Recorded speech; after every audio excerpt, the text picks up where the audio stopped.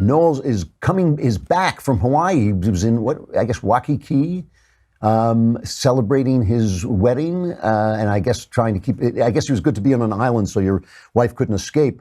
You're back. Is he? Aloha, hoha. And you got a lay. I think it's always good to get laid on your honeymoon. It's very important to get laid on your honeymoon. It's really, Drew, it was really something. You're right. I came straight from Waikiki. I applied a lot of 70 SPF sunscreen, and I still became transracial. You are transracial. I got to say, you could identify as a black woman, I think. In that shirt, I think. I do. Well, I used the honeymoon discount a lot. I'd go to every restaurant and bar, and I'd say, I'm on my honeymoon. Give me free drinks or whatever. So maybe if I could get more privilege points for that, I'll do it. But I've learned a lot about marriage, yes, now you're a married man. I'm a married man. I've been married for 9 days now, and you guys would always give me advice on marriage. You and Ben and the God King and all.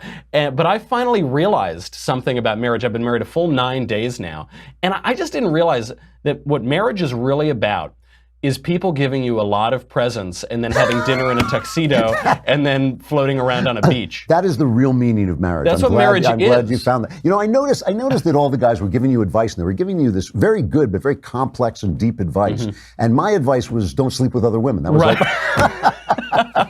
It's very good. It's very good to go to a beach for your honeymoon, I realized. Because you get married, there's this rush of adrenaline, you're so happy, it's so beautiful, and then you go to a place where you actually sit and you wave goodbye to every other bikini. You say, no more to you, goodbye, see you later, thanks for the memories, and you say, no more. You're so much luckier than you deserve. I think you could easily spend the next 60 years going like, I don't know how that happened. The grace abounds. It's the Michaelological argument for the existence of God is sweet little Elisa, Saint Elisa Knowles. That is the sixth argument for existence. So you come back and it's Gay Pride Day, which I think is just to remind you that they want to be married too. That's right, and what I'm missing too, also to remind me. It's Gay Pride Month, actually. June is Gay Pride Month. It's Gay Pride Month. They get a whole month to be proud. Well, but I think it's actually so Gay Pride. I think it's really Gay Pride all the time at this point, because I said, wait a sec, wasn't like last month Gay Pride Week and Gay Pride this? And I looked on Wikipedia, I took a list of all of the Gay Pride events, and there are major national Gay Pride events every month of the year, January through December. Are there really? There are. The reason that June was selected is because of the Stonewall riots in New York. A bunch of cops tried to shut down an illegal bar. Yep. They didn't have a liquor license, but it was a gay bar, so it provoked all of these riots, and it's credited with starting the Gay Pride movement. And it's amazing to see how that movement has transformed. I've always wondered why Pride was chosen as the emblem of the gay rights movement. This bugs me too, yeah. It doesn't, because when this began, one of the guys who started the gay pride movement, he actually used the phrase "gay is good." And this was a play on Stokely Carmichael's Black is Beautiful. At the same time, 68, I think it was, gay is good. And there's an argument to be had there, right? The argument is, you people say that this behavior is bad morally, and I think it's good morally, and here's why, and I'm going to explain why it's good and why it's better to have it. Perfectly fair argument. Totally fair argument. Yeah. There is no argument that pride is good. I have to tell you this. I live in West Hollywood, which is to gay people what the Jewelry District is to Hasidic Jews, okay? And when I say that, I'm not actually joking. You walk through it, when you walk through parts of, or drive through, nobody walks anywhere. When you drive through parts of West Hollywood, virtually everyone is gay. There's rainbow flags everywhere with the city flag and the country flag and all this. So I'm driving by a church that I often go to, and there are rainbow ribbons coming out. And I thought, okay, listen, I know this church, and they feel that, homosexuality is fine. And it might have been Joseph's Technicolor Dreamcoat. You're not sure. But pride is one of the 7 deadly sins, right? It's not the gay, it's the pride I resent. And then I drive past another church, and they've got a big rainbow flag and says affirmation. And I thought, oh yeah, I remember Christian affirmation, except not. St. Thomas, and following the lead of St. Gregory, said that pride is, please pardon the pun, the queen of all sins. Because it's the first sin. It's the sin that causes Adam to fall and mankind to fall out of the and garden. Satan to fall. It causes Lucifer to fall as That's well. right. Yeah. It is the Mac Daddy of all sins, Yeah. because it causes all of the other ones. And just to celebrate pride really doesn't make a lot of sense, and it leads to all of these bad things. If you look, because you actually do see the spirit of pride in this modern movement. There was this CrossFit employee, ironically a legal researcher at CrossFit. His name's Russell Berger, and he came out and he said, I don't celebrate pride. I think pride is a sin. I don't think CrossFit should celebrate pride or force its employees to or force its clients to. Okay. And so what do you think happened? And one of the reasons he said that is he said the pride movement is so intolerant of other views, it's really bad. It has all of these bad implications. So the CEO of CrossFit, Greg Glassman, called Berger a zealot and said that he, quote, needs to take a dose of shut the F up, and then he fired him. Really? He fired him? To prove to prove how tolerant they are. This is, I feel a little bad about this because I've always been kind of pro-gay rights and feel that gay people should be left alone. Yeah, look at my shirt. Yeah, I mean, exactly. That is why we let you in here with that shirt.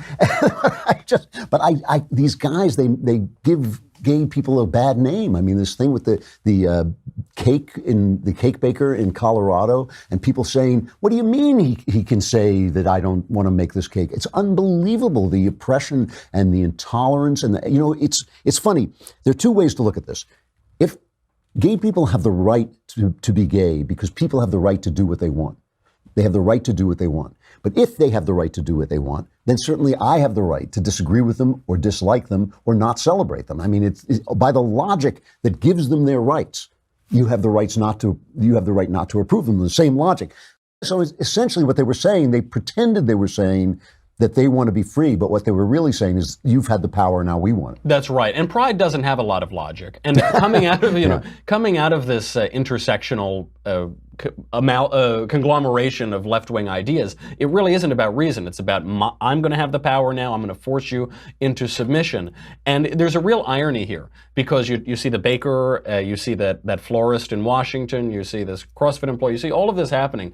And the trouble with pride is people rarely know when it's affecting them. If Adam knew that he was falling for it, he probably would have still been in the garden now, and Satan would still be in heaven. It's very insidious. And ironically now, this pride movement, this intolerant pride movement, has become the mainstream culture. Every company is doing it. Every company is forcing its employees basically to deal with it and its clients to deal with it. And if you contradict that orthodoxy, you will be ruined. Your livelihood will be ruined. Your business will be ruined. Your reputation will be ruined. And it's this incredible inversion from the days of Stonewall. You've seen the tables completely turn, and it's not a pretty thing to watch. It really is not, and we've lost the plot. It's funny because you think what they're really essentially saying is that we have the right to tell you what to believe, but they don't ask themselves the question, well, who has the state? The state has the right? Your corporation has the right? Are these the things you believe in? Do you believe that Donald Trump, who is the head of our federal state, do you believe he has the right to tell you what to think? Do you believe that the corporations, those evil corporations we always heard so much about, that they have the right to tell you what to think? It is an amazing thing that they think they can choose it on a piece-by-piece basis, on a case-by-case basis, but they don't realize that once they sacrifice the principle, you've lost your right to free speech. And it's such shallow thinking. You played that Andrew Garfield clip of everyone should bake cakes and all this, that when Andrew Garfield bakes me a cake frosted with Robert De Niro's tears, delicious tears, then I will believe he's anything other than a hypocrite. But of course, that's what we're getting out of that side. It really is true. And it's sad, because I do believe that the majority, I believe that most of the gay people I've ever met are natural conservatives. Yeah. They work hard, they want to be, these are the people I work with in the business and all that. Totally. And,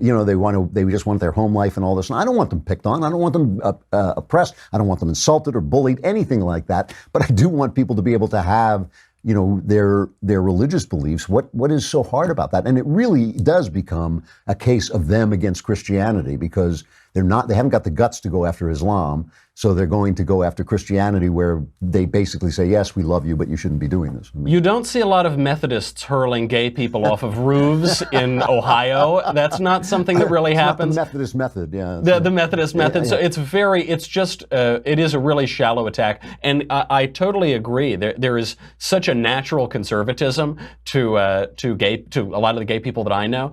And but it's because of its position in this intersectional intersectional web of chaos and destruction. I think it's being really wedged in, and political gay activism, political pride activism, I think has really, really hurt whatever movement there could be for, acceptance and being nice to everybody, including gay people. Yeah.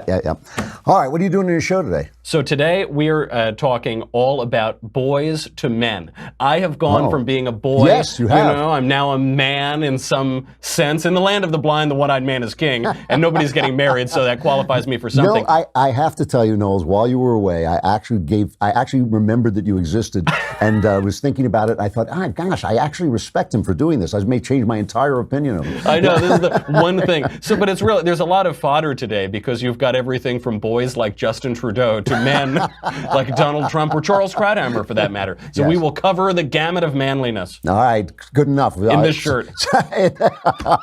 just to mix things up a little bit. Yeah. All right, I'll talk to you soon. Thanks a lot. I know. What am I going to do with this newfound respect for Michael Knowles? It's just going to change my entire attitude toward life.